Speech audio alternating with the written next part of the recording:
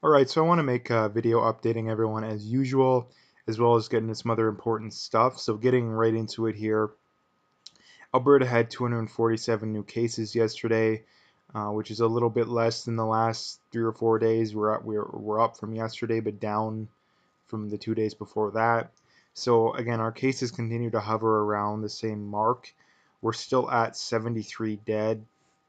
We're up to 1,549 recovered. So we're having about 150 people a day recover.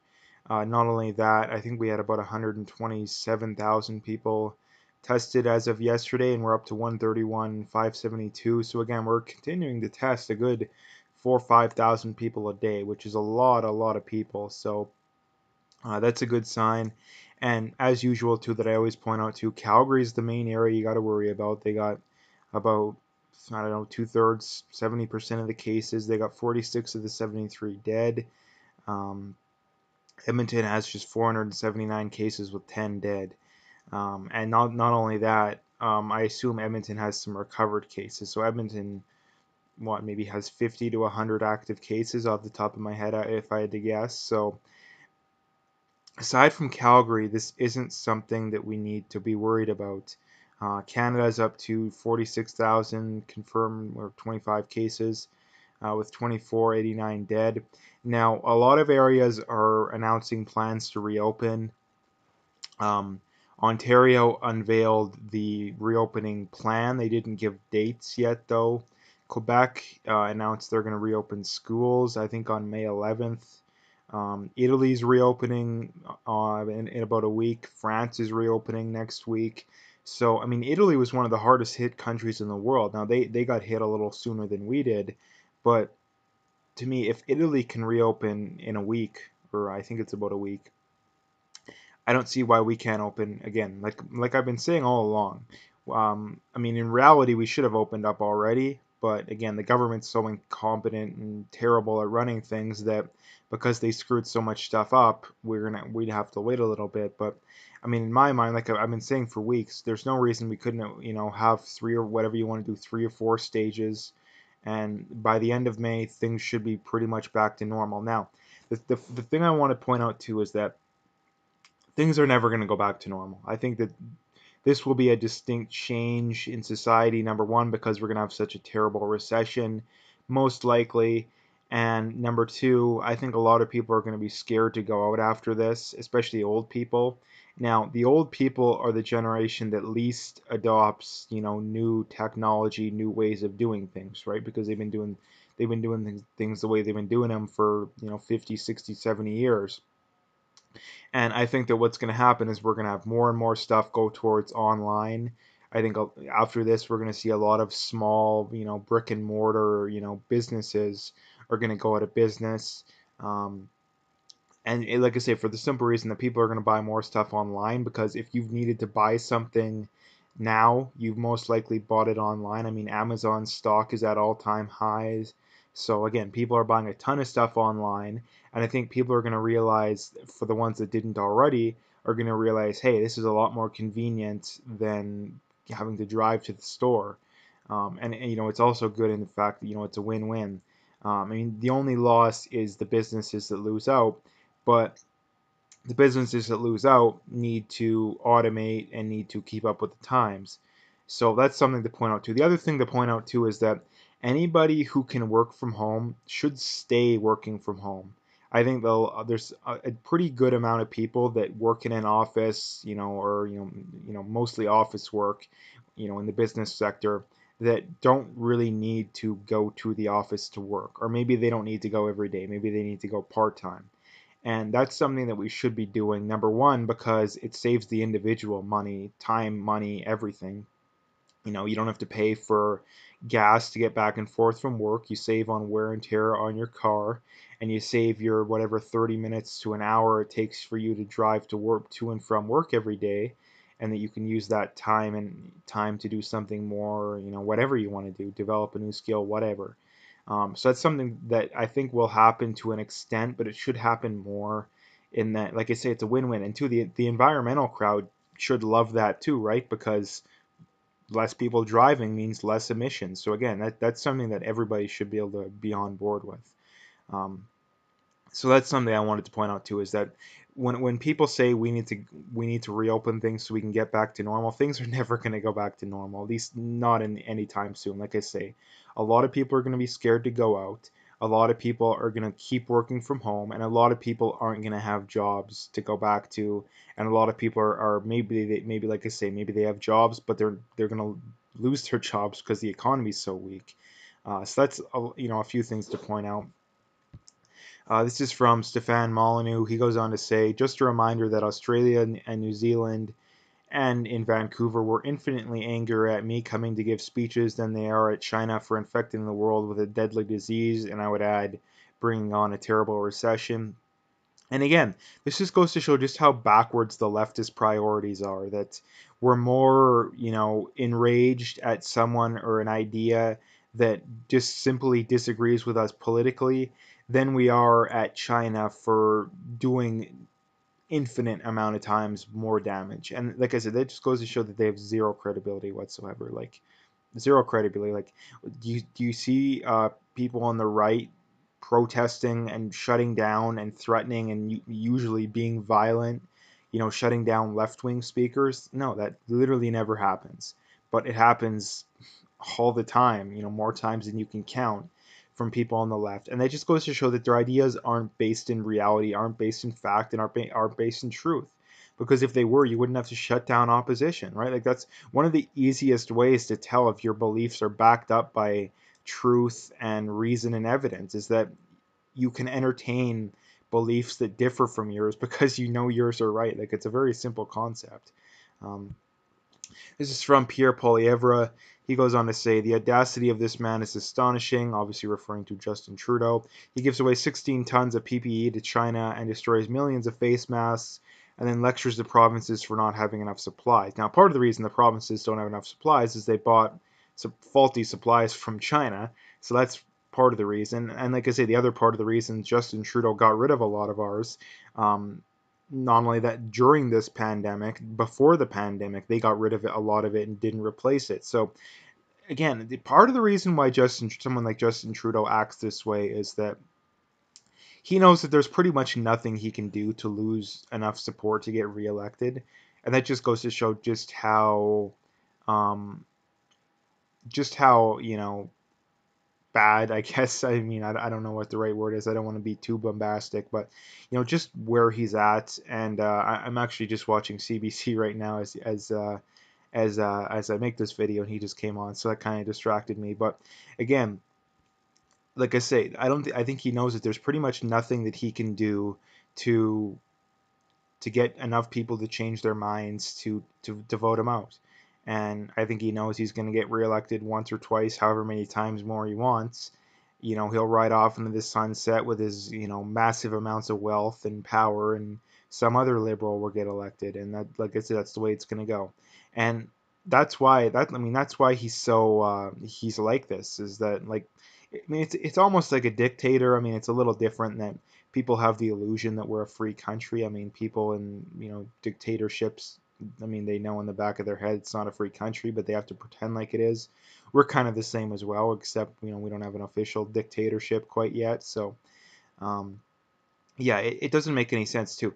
And if he, like he said here, Canada shouldn't reopen without worker PPE, he says. Now, again, like, I literally don't have words. Like I literally don't have words. Like he gets rid of all our stuff, and yet he turns around and says we can't reopen until we have the stuff. Like why would you get rid of it? Like the only solutions here is that he has sinister motives. He has terrible intentions. He wants to grab power, or he's literally that incompetent. Now, I don't think that like elementary kids are that incompetent, so I refuse to think that that's the reason. So we have to default to he has sinister motives. So yeah, we'll see, and yeah, we'll see. But again, the political divide when it comes to this topic tends to be the left wanting to keep things closed and the right wanting to reopen things, mainly because a lot of people on the left are on welfare. I mean, they get paid no matter if the economy thrives or not. Most people on the right are the people hardest hit by this. the people that tend to vote left are usually the poorest people and the richest people. For this simple reason that the richest people, it doesn't matter if you tax them however much, they're still going to be filthy rich. Um, and rich people tend to be people that aren't generally well liked. So the way they compensate for that is they constantly virtue signal, for environmental policies, socialism, all this BS. And you see this, I mean, in Hollywood celebrities especially, like almost every one of them is just they basically have virtue signaling contests. So the people that the economy, that have been hit the hardest is the middle class, and to a slightly lesser degree the upper middle class. And again, those are the people that, like I say, if you're someone who's poor, you're probably already living on close to what you're getting from the government anyway, so it probably doesn't affect you that much. But if you're middle class, maybe slightly above middle class, well, the amount of money you're getting from the government is not nearly enough to sustain things. So, and if you're rich, well, again, it doesn't matter. You don't need any money from the government. You could not work a day in your life, down the, in the future, and you'd be fine. So anyway, this is from Dinesh D'Souza. He says, apparently the official propaganda isn't working, even in blue California. People are giving Governor Newsom the middle finger. Now, if they don't get the virus, the Democrats and the progressive media will really be in a panic. And this is from ABC 7 out of Los Angeles, I think. And like I say, tens of thousands of people were on the beaches in Los Angeles. I think this was about 3 or 4 days ago. Yeah, April 25th. And like I say, this just goes to show it's not a problem. If the virus was actually a problem, people wouldn't be doing this. It's such a non-issue, at least for the majority of people. For older people, people with underlying health conditions, yeah, it's an issue. But the idea that we shut everything down literally makes no sense whatsoever. There's no science, there's no logic, there's no reason and evidence to point towards shutting down the entire economy because a very small percentage of people are going to be actually affected by this. It makes no sense whatsoever. Um, and the the idea we're getting from the mainstream media is it's this huge issue, and we need to take it really serious, and the lockdowns are great, and that stuff clearly isn't ringing true. It clearly isn't. And again, I think people seem to know, like people say, and it bothers me why more people aren't speaking out. um, but again, this clearly isn't an issue, because if it was, people wouldn't be going out like this. And if they were, well, again, where's the hospitals in Los Angeles are overwhelmed with COVID patients? Like it's not happening. Like it's not happening.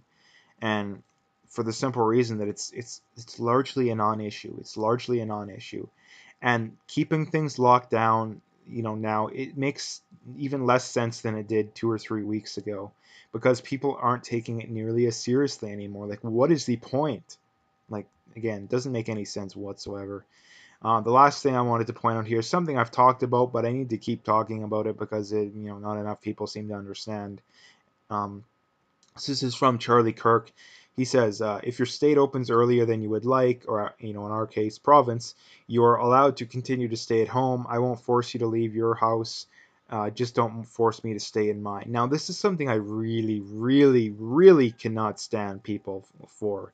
And why? Like, basically, I'll give an example. I was reading on, Reddit, because I like to go through social media and, see, what the public thinks about these kind of things. And there was this person, I don't know if it was an old lady, an old guy, said they're, I'm in my 60s, and, in my city or town, I see people not following social distancing all the time, and like, should I report them, and all this kind of crap. And for the first thing I said is that, number one, it goes back to this. The fact that you were noticing that just goes to show that you weren't in your house.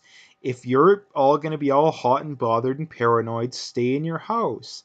You know, it's clearly not an issue. It's clearly not an issue. And that's the thing, too, is that the reason why there's such visceral hatred of the left is that they believe in policies like this. They believe that because a small minority of people are suffering, that means we need to force everybody to suffer. And that doesn't make any sense. It doesn't make any sense. There's nothing saying that you can't continue to cower in fear and, think that, this is the doomsday virus, and stay in your house and, wash your hands every 5 minutes and walk around in a hazmat suit. If you want to do that, go ahead. Just stop forcing other people to cower in fear the way you are, because this clearly isn't. I mean, it'd be one thing if this was, Black Plague 2.0, but it's it's a slightly worse version of the flu. That's about the best way of putting it. It's a slightly worse version of the flu, and there's absolutely no reason why we need to be cowering in fear, unless you're someone who's old and or has underlying health conditions. But that's a very small. I mean, that's not a very small percent of the population. The old is, but a lot of people have underlying health conditions. But like I say, it's not my fault that you're 100 pounds overweight. It's not my fault you have diabetes. It's your fault. And punishing me because of your poor decisions is about the biggest, asshole move that you can possibly do, if you ask me. And like I said, that's why there's such visceral hatred of this kind of stuff. And like, if we just have basic political disagreements, I don't hate you, but this kind of stuff, I really do. I really do, because you're affecting my freedom, my mental health, my ability to, be happy, all that kind of stuff. And like I say, regardless of whether or not other people are locked down, it doesn't affect you. Again, you could stay in your house. It's the exact same thing. Whether or not we completely reopen the economy, 90%, and you continue to self isolate, you're just as likely to be infected. Like, again, people that do that kind of stuff, you're a piece of garbage. And again, for the simple reason that, again, if you have the opinion that you want to be like, hey, I'm going to stay in my house regardless of if we reopen, I'm going to continue to self isolate. Awesome. But this forcing other people to do it is terrible, and it's absolutely despicable. But anyway, that's about it as far as it goes today. I just really wanted to bring that up again because I really cannot stand it. And like I say, all the evidence that's came out recently just goes to show that they continue to show that it's less and less of an issue that we think it is. And that's why I'm being so hard on this kind of stuff, basically. So anyway, if you like the video, make sure to hit that like and subscribe. Check out my PayPal and email. I got linked in the description. I appreciate any donations, but at the very least, just hit that like and subscribe. And last thing, as always, check out my BitChute channel as well.